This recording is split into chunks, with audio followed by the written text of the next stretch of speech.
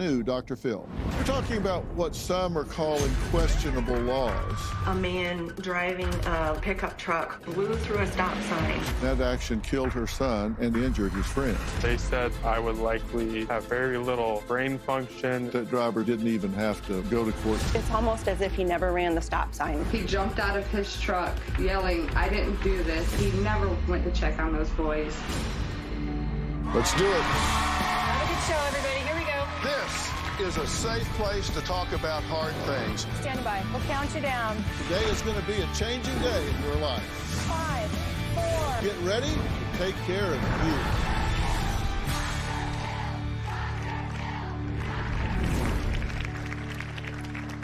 Okay, I bet all of you here and everybody at home is going to raise their hand when I ask this question. Have you ever run a stop sign? Raise your hand. Some of you lie like dogs. Many of us have probably done it by accident. Maybe we weren't familiar with the area, we didn't see a sign, we weren't expecting it. Maybe it was hidden because a tree had grown since they put it up. Or for some, you might have thought, hey, it's a quiet day, there's not much traffic, I can just go for it and probably get away with it. The law is pretty easy on that. You might get a citation, pay a fine, but should it be that simple? What if you do exactly that? You run the sign, but this time somebody gets hurt, or worse, they get killed. November 6, 2020 was a warm, cloudy afternoon in Florida when Wyatt and his best friend Tony went for a drive. Wyatt's mom, Christy, says a man failed to observe a stop sign, and that action killed her son and seriously injured his friend. Now, Christy calls it a grievous injustice because the driver said it was not his fault. On November 6, 2020, Wyatt was driving his little Prius with his roommate and dear friend, Tony Polaire, when they were struck by a man driving a lifted pickup truck who blew through a stop sign and T-boned my son. On the way to the hospital, Wyatt was revived twice. He died about 15 minutes after arriving at the hospital.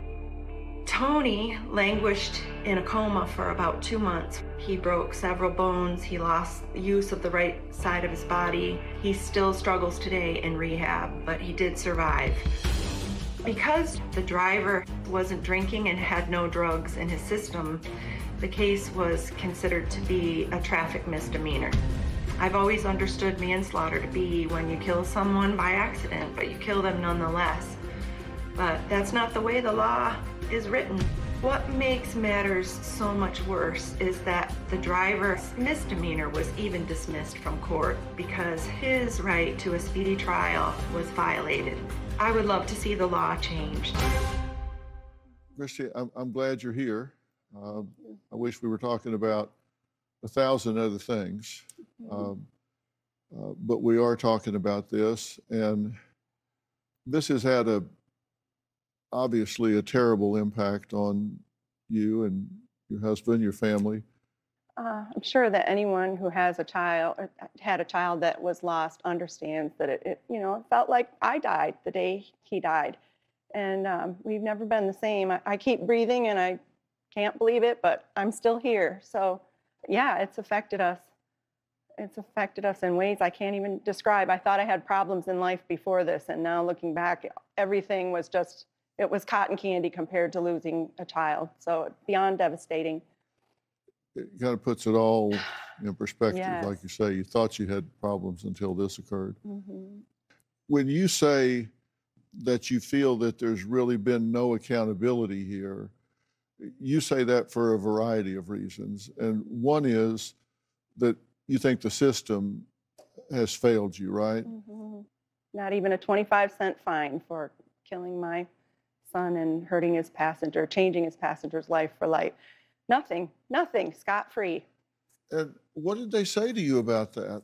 If the driver's toxicology came back clean, this would not be a criminal case. It would be a simple traffic misdemeanor, which does carry with it some consequences, namely a $1,000 fine, losing your license for 6 months and some community service that's optional.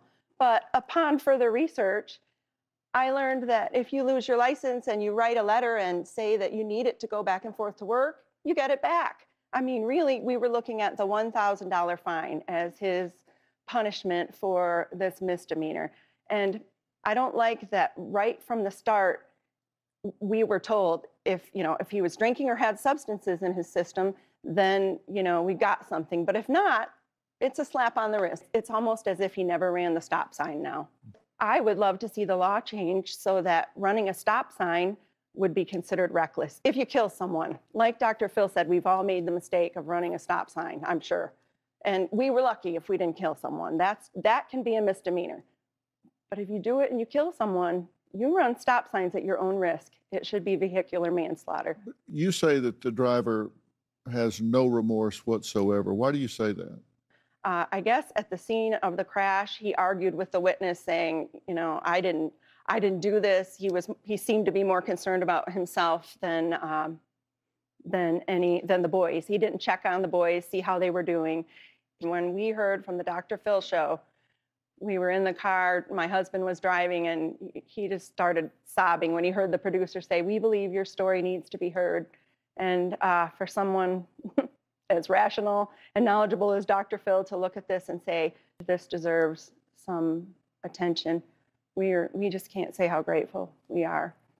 Tony was the passenger on a November afternoon in 2020 when his best friend Wyatt's Toyota Prius was T-boned when the driver of a lifted pickup truck ran a stop sign and just crushed their car. I would like to discuss an accident that me and a dear friend of mine were in. A friend passed away after a man ran a stop sign and T-boned us on the freeway. And it may seem like a terrible thing, but it's not that bad. You can do it. God is on your side. I'm still trying to go through physical therapy to at least get some of my independence back, and I am probably got 1 year left of school. Hopefully I can graduate. And honestly, from this whole thing, I just want the laws to change so that speedy trial rules aren't a thing and cases like this don't get dropped, so that people quit losing loved ones with no penalty. Tony, it's good to meet you. Thank you. I've worked a lot with patients in the kind of rehab you're going through, and to see you now versus then, you are a courageous young man. You have made a tremendous amount of progress, so congratulations on all your hard work and the results that you've gotten.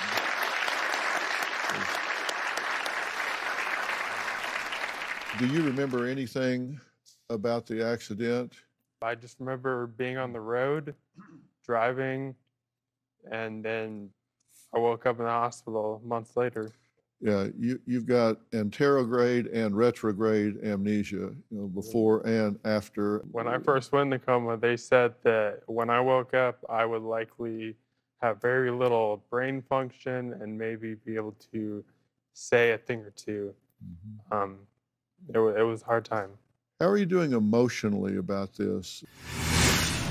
Do you have thoughts about the driver? I think about it, and I think that no justice was served. I wish terrible things on his family and him, and I know it's not right. Happy birthday, dear Tony. Happy birthday to you. I love this thing. Oh. Putting through your heel? Yeah. But here's where all the weight is going on that treadmill. You can't fall. Nothing Doing good, Johnny.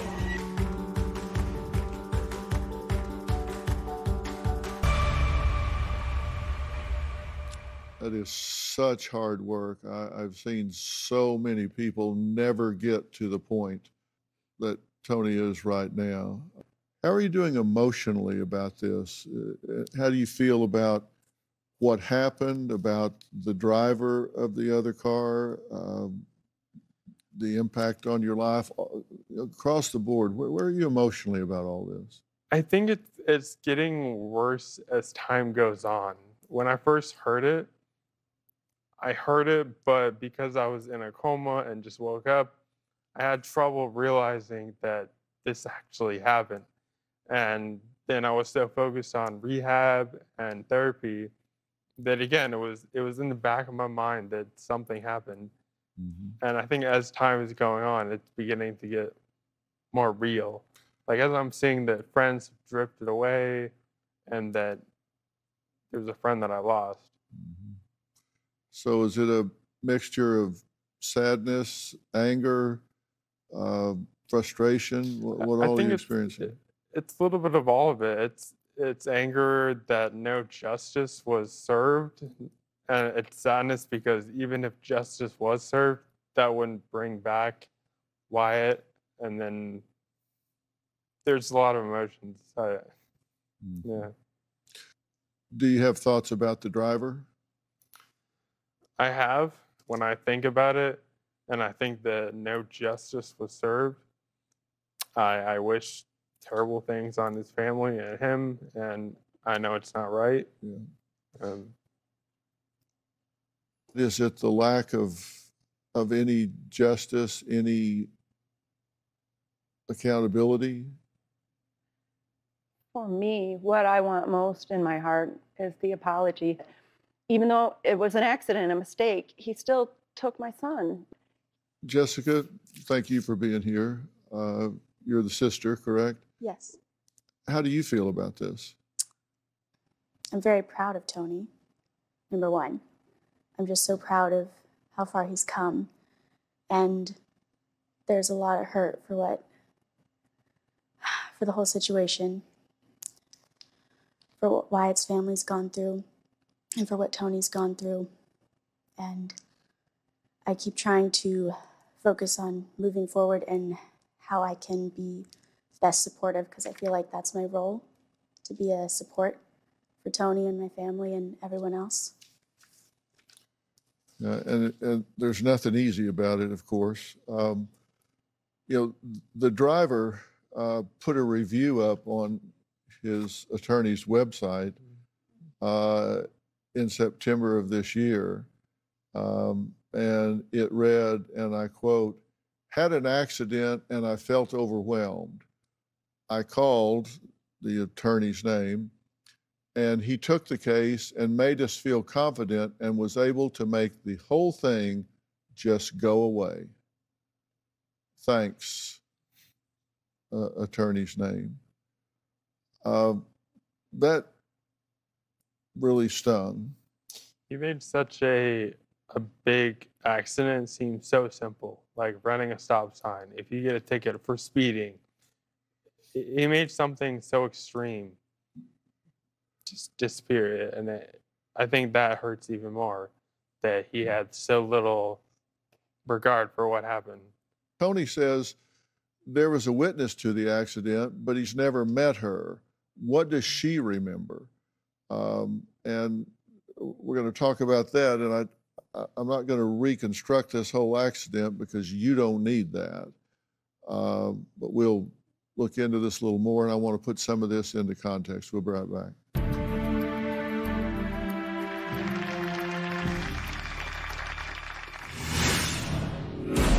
My husband and I were driving when your producer called us yesterday, and when she said the words, "We really think that your story deserves to be heard," my husband just broke down sobbing while he was driving, because we've lost and lost and lost and lost.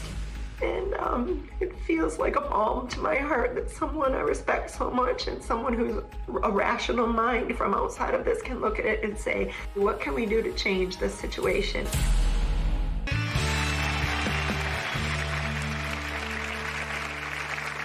There was a woman driving right behind the pickup the afternoon of the accident who says she witnessed this tragedy. And Tony, have you ever met Ciara? I've never met her. Okay, well, I want you to meet her now. She's joining us virtually. Ciara, thank you so much for joining us. You were there that day, and what did you observe? I didn't want to pass him.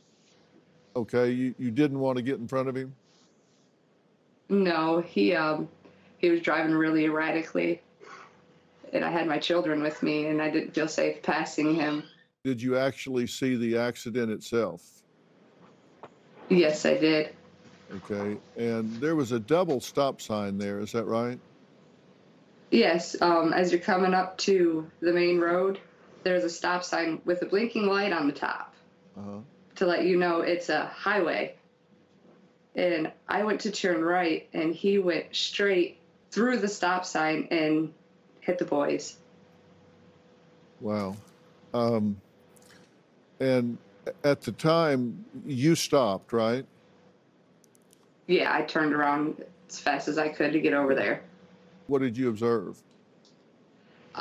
He jumped out of his truck yelling, "I didn't do this. I didn't do this."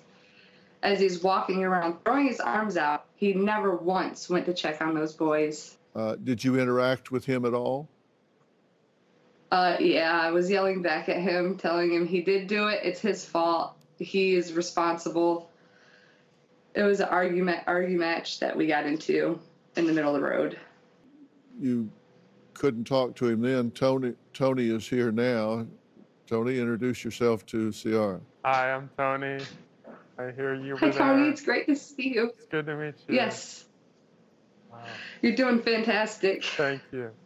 Jason Porter is a criminal defense attorney in Florida. The law does take into account such things as what was the intent of the individual, was it intentional, was it premeditated, things of that nature. And the Florida law takes that into account here. Is that correct?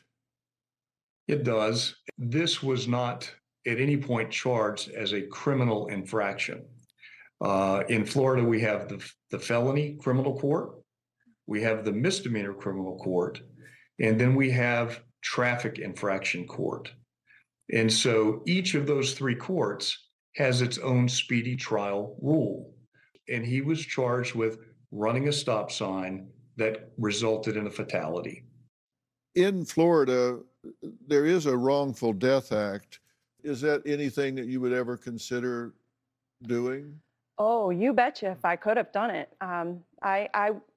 we did inquire quite extensively about that, and any lawyer we reached out to said, hey, this comes down to money. If he doesn't have money, civil's about money, and you have to pay for us. We were just told it's not worth it, and no one would take the case.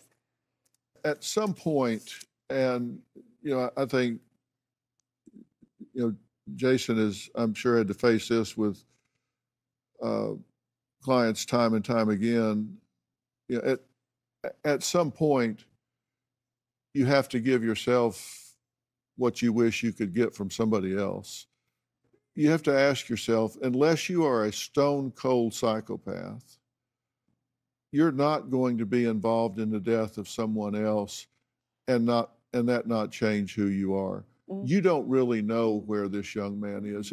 I have no doubt that his attorneys told him, you might want to go over there and apologize, but we have to advise against that, right now, because from a legal standpoint, it would be tantamount to malpractice to let him go over and do that, because he's admitting liability and culpability. And if you did bring a civil suit, then that could be a problem for him. But you don't really know where he is.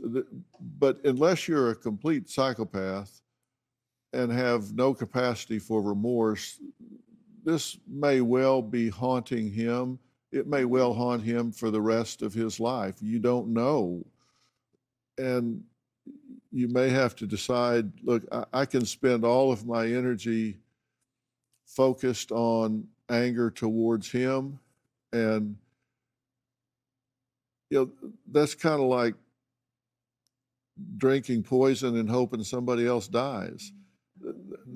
That's not gonna help you, and it's going to hurt you. At some point, you have to complete your grief and come to peace with what is, so you can have your relationship with your son without it being contaminated with anger and bitterness and everything that comes with having these feelings towards this driver.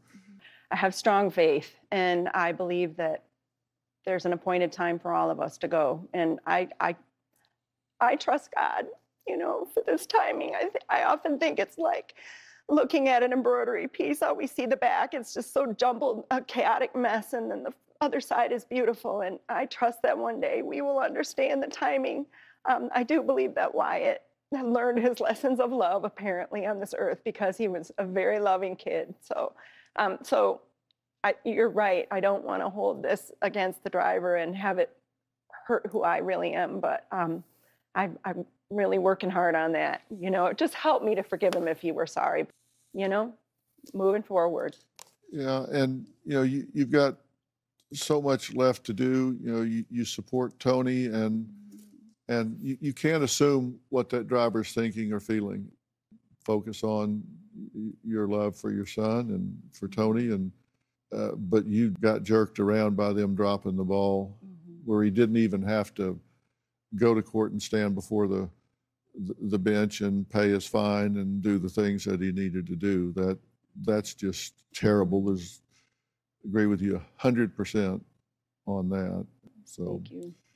we did reach out to the attorney for the Florida Highway Patrol. Didn't hear back from them by the time of taping.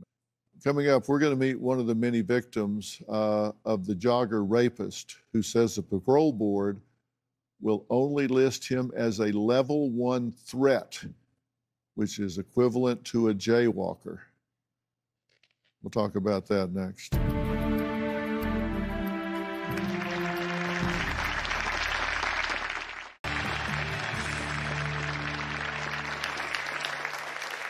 We're talking about what some are calling questionable laws. Danielle sadly was raped when she was 17 years old, and is adamant that her rapist be labeled a level 3 threat and stay in prison.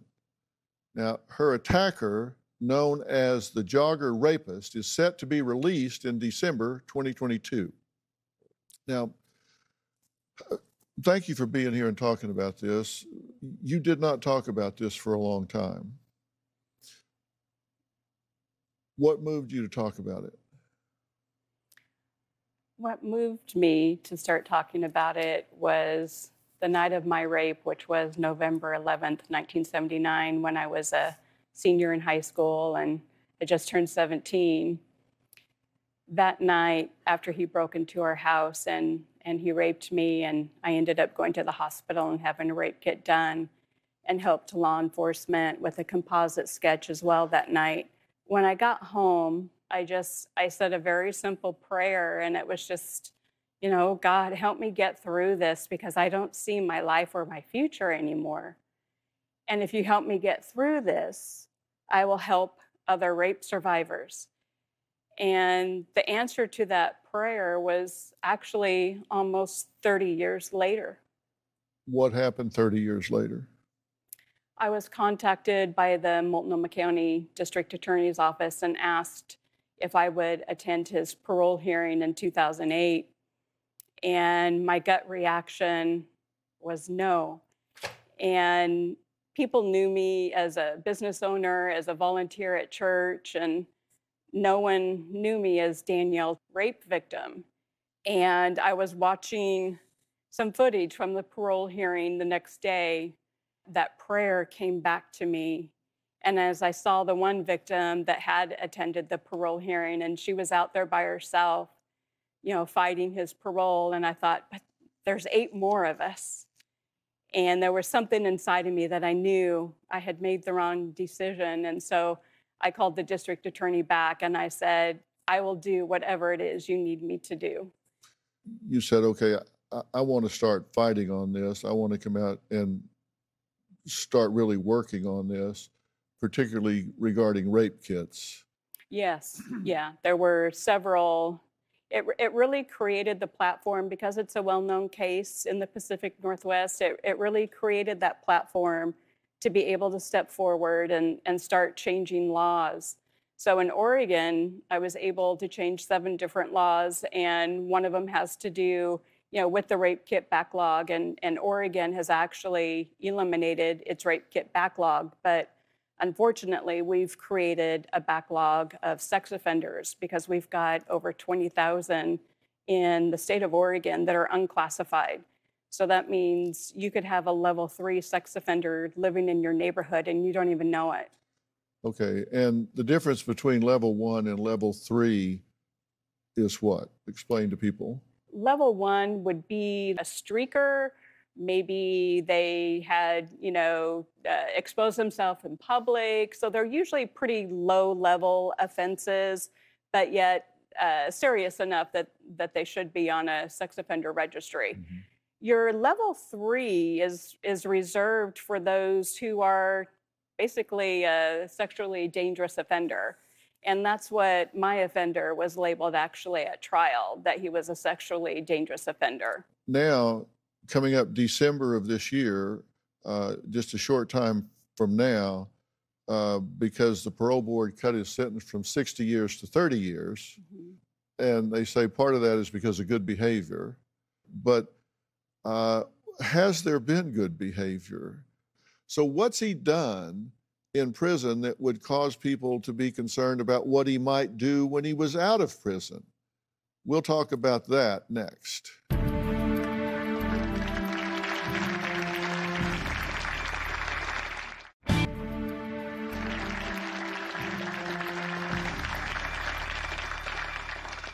We're talking to people today who are suffering due to what they feel are unjust outcomes or questionable laws.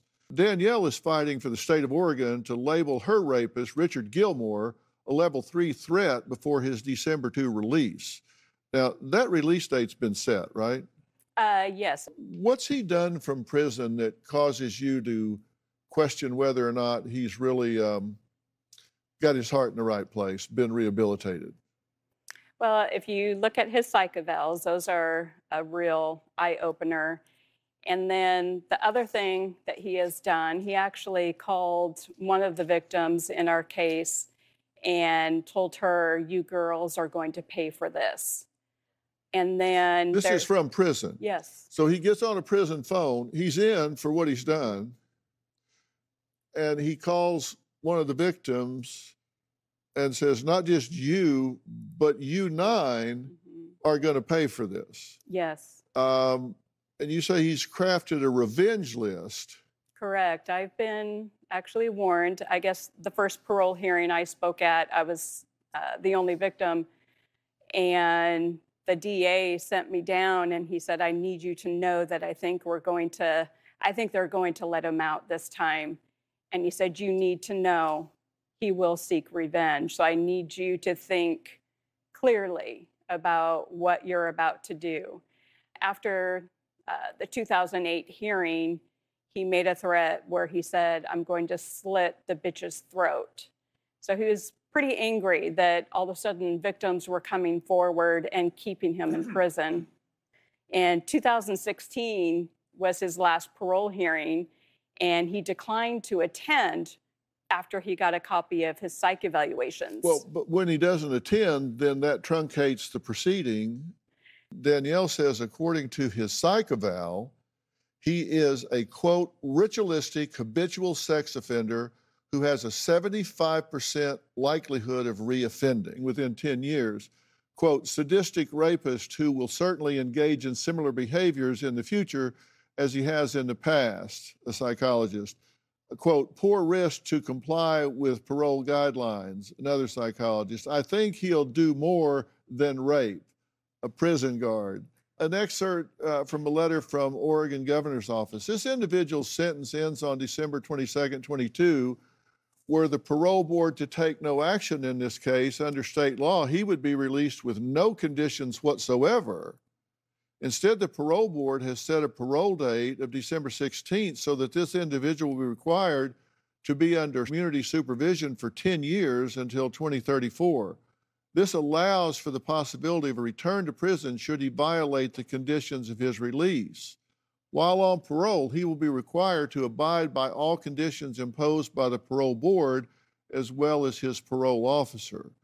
So they're saying, hey, we get it, but his sentence was cut in half before, so we have to turn him loose. And so we're doing this a few days before he's released, so we have some methodology for putting him back in if he violates a condition of his release. So I get that they're doing some of what they can do, but they certainly could re-level him. And that's what you're after. Yes. The best predictor of future behavior is relevant past behavior. And when you want to know what somebody's going to do, take a good history and see what they've done. All right, coming up, a mother determined to change the law in her state after her daughter's murder.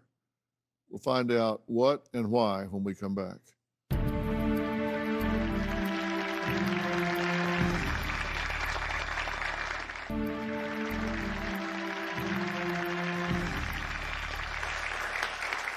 Today we're talking about what some consider questionable laws and certainly questionable interpretation of and application of existing laws, because everything has a range, of course. You know, it doesn't say you do A, you get B. I mean, there's a range. Now, Angela's 19-year-old daughter, Anaya, was kidnapped from a convenience store in October of 2019. Soon after, her body was found. Now, I met Angela and her husband, UFC fighter Walter Harris, back when her daughter was still missing. Anaya disappeared on October 23rd. She was last seen on surveillance video at a gas station. That same surveillance video showed the man police suspect abducted her in the convenience store at the same time. Just moments later, a witness claims he saw Anaya being forced into a car against her will. Our 20-year-old son Elijah called us and he said, "Mom, we can't find Anaya." I knew at that second that something was wrong. If she's being held captive right now and she's listening to you, what do you say to her? You're my heart, and I want you to be the strong girl that you are. Just hold on, be strong, be tough. We're gonna get you. I promise. Search for Anaya Blanchard ending in heartache tonight. Police confirming that the remains have been positively identified as Blanchard. Prosecutors have now charged a suspect, Ibrahim Yazid, with capital murder and say they plan to seek the death penalty. State lawmakers are presenting Alabama voters with an amendment that will be on November's ballot called Anaya's Law. This amendment would give judges in the state the leeway to deny bond to violent crime offenders. If passed, those who commit crimes such as rape, murder, robbery, or kidnapping would be denied the opportunity for bond if there is reasonable doubt that the suspect in question might commit an equally heinous crime in the future. It's hard to watch, isn't it? It's good to meet you in person. I know before we were talking virtually because you were staying very close to home and trying to track that situation. And I'm so sorry that it turned out the way that it did. You say that Yazid was out on bond, and this was for previous charges for attempted kidnapping and attempted murder in another jurisdiction. Not attempted, he kidnapped, and for attempted murder and for robbery. But that's just what he was out for on bond at that time. He has an extensive, lengthy criminal history. He was in the system. You've heard me sit here and say the best predictor of future behavior is relevant past behavior.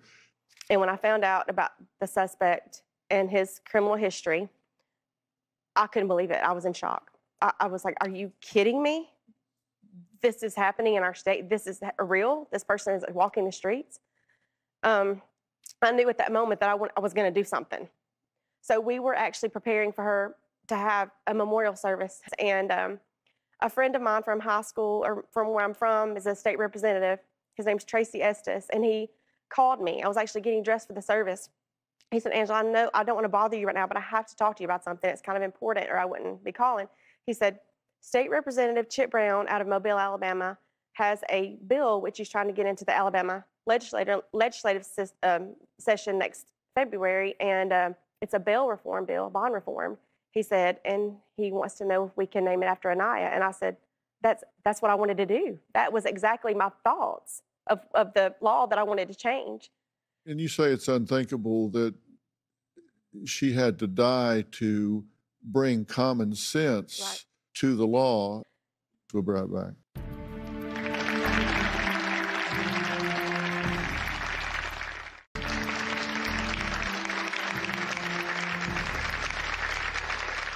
We're back, and today we're talking about questionable law, and that's really a short way of saying we're talking about questionable application of the law, questionable procedures. And look, the situation isn't perfect.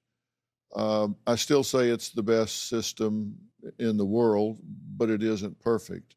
And when you have someone that has prior after prior after prior, and you unleash them onto society, you're not doing your job as a prosecutor, as a judge, as someone that's running a jail. And that's where you have a problem. That's where I have a problem. Somebody, you had your hand up in row 4. My name's Jennifer. Uh-huh. And I'm very sorry, and I'm shocked like everyone here is. My question would be, as just one person, what can I do? What can we do about I'm this? so glad you asked that. You need to vote from the bottom up on these tickets. Too often, I've done it, too often you go in and you say senator or governor or whatever, and you check that, and then maybe just go down that side.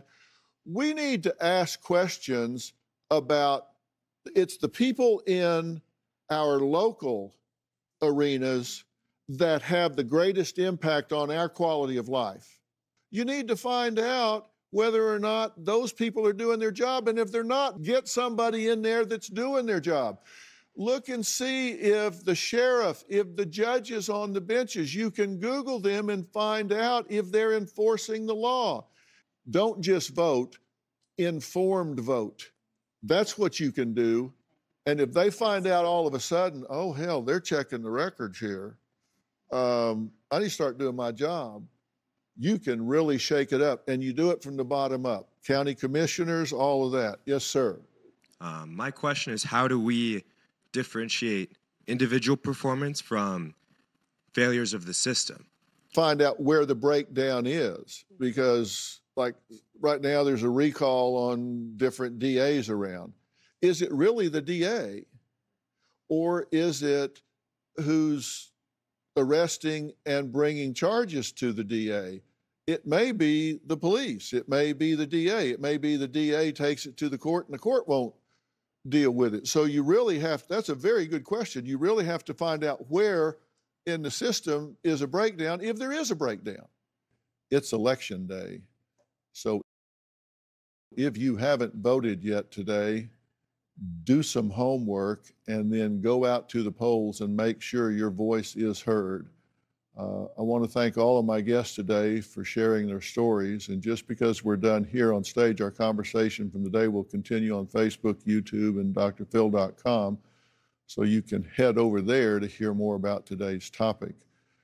Before we go, I'd like to take a moment to remember Angela's beloved daughter, Anaya. She was a happy, happy, happy girl. Everybody loved her, and she loved everybody. Just her laughter and her smile, that's what I'm going to miss the most, is just her happiness, because she made life better for all of us.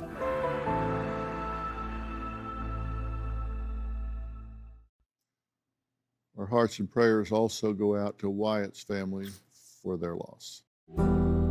Wyatt Norman, my son, was a remarkable 22-year-old young man.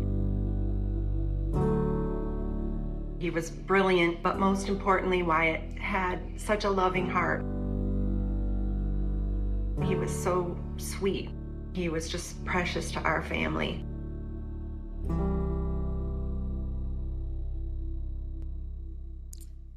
Stay safe, and we'll see you next time.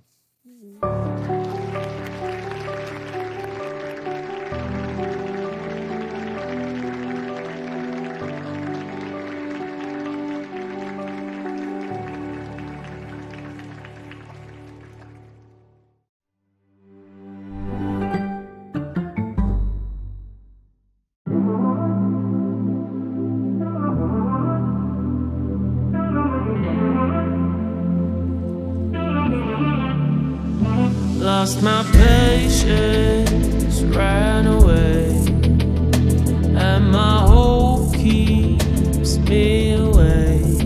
I am waiting for the day, for a miracle, let a miracle. Praying it out loud, no recall, getting on my knees, crawling on the ground. Need some energy. Is there anybody in there? All I'm breathing in is thin air. I don't feel my body in there. Is there anybody in there? Is there anybody in there? Wanna get up 'cause I've been there. I don't feel nobody in there. Is there anybody in there? Is there anybody?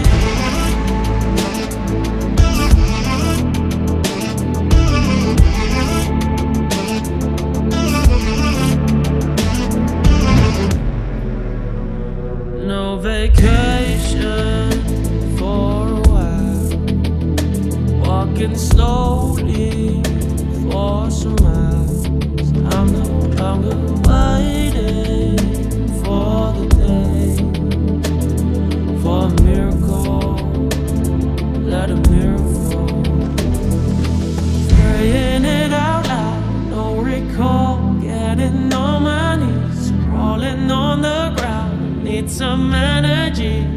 Is there anybody in there? All I'm breathing in is thin air. I don't feel my body in there. Is there anybody in there?